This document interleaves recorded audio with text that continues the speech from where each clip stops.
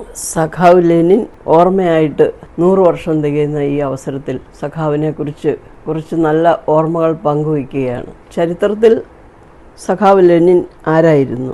ആത്മവീര്യത്തിലും ഇച്ഛാശക്തിയിലും അതിമാനുഷ്യരായിട്ടുള്ള കുറേ മനുഷ്യരിൽ ഏറ്റവും മുന്നിൽ നിൽക്കുന്ന ആളാണ് നമ്മളെല്ലാം സ്നേഹത്തോടെ എപ്പോഴും ഓർക്കുന്ന ലെനിൻ. 20-ാം നൂറ്റാണ്ടിലെ ഏറ്റവും വലിയ രാഷ്ട്രീയ നിരീക്ഷകനായ നായകനെന്ന് വിശേഷിപ്പിക്കാവുന്ന വ്യക്തി കൂടിയാണ് വ്ളാഡിമിർ ഇലീച്ച് ലെനിൻ, VI ലെനിൻ.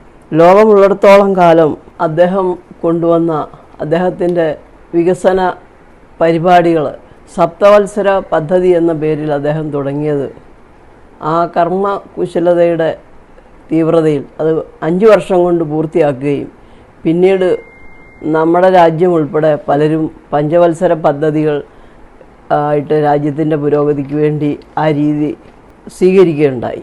ഒരു രാജ്യത്തെ എത്രയധികം മുന്നോട്ട് നയിക്കാമെന്ന് അദ്ദേഹത്തിൻ്റെ കാലത്ത് അദ്ദേഹം കാണിച്ചു തന്നതാണ്. കൂട്ടുകൃഷിക്കളങ്ങൾ, അതുപോലെ കർഷകരോടുള്ള സമീപനം എല്ലാം ഇന്നും ലോകത്തിന് മാതൃക തന്നെയാണ്. അദ്ദേഹത്തിൻ്റെ ധീരതയ്ക്ക് ഉദാഹരണമായി ധാരാളം കഥകൾ പ്രചരിക്കുന്നുണ്ടെങ്കിലും അതിൽ നമ്മളെ അത്ഭുതപ്പെടുത്തുന്ന ഒരു കഥയാണ് നൂറുകണക്കിന് പട്ടാളക്കാരുടെ മുന്നിലൂടെ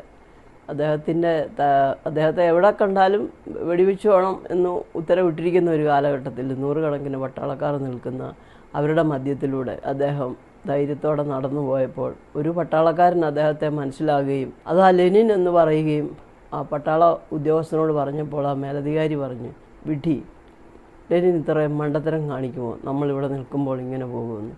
ധീരതയ്ക്കൊരു മറുവാക്കായിരുന്നു അദ്ദേഹം. അതുപോലെ തന്നെ അദ്ദേഹത്തിൻ്റെ ലാളിത്യം. ഒരു കർഷകൻ തൻ്റെ മോശമായ ജീവിത സാഹചര്യത്തെക്കുറിച്ച് പരാതിപ്പെടുവാൻ അദ്ദേഹത്തിൻ്റെ ഓഫീസിലെത്തിയപ്പോൾ അദ്ദേഹം വളരെ മോശമായ സാധാരണ ഒരു ചളുങ്ങിയ പിഞ്ഞാണത്തിൽ എന്തോ സൂപ്പ് കോരി കുടിക്കുന്നത് കണ്ട കർഷകൻ തൻ്റെ പരാതി പറയാതെ തിരിച്ചു പോകുന്നത് പ്രസിദ്ധമായൊരു കഥയാണ്.